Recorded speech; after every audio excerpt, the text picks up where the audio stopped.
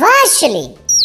ვაშლის მთავარი შემადგენელი ნივთიერებები წყალი და ნახშირწყლებია. შეიცავს დიდი რაოდენობით C ვიტამინს.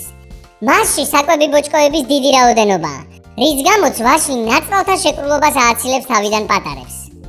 ვაშლის შემადგენლობაში არსებულ ანტიოქსიდანტ ქვერცენტინს ანტივირუსული, ანტიბაქტერიული და სიმსივნის საწინააღმდეგო მოქმედება აქვს. ვაშლი შეიცავს კალიუმს, რაც გულ-სისხლძარღვთა სისტემის ფუნქციონირებისთვისაა საჭირო. რკინა კი ის ნივთიერებაა, რომლისთვისაც ჰემოგლობინი არ წარმოიქმნება.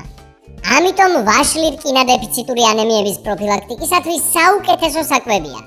ვაშლის შემადგენლობაში ასევე K ვიტამინი, რომელიც სისხლის შედედების პროცესებში მონაწილეობს. ვაშლის მიცემა ჩემი პატარა მეგობრებისათვის 6 თვის ასაკიდან შეგიძლიათ.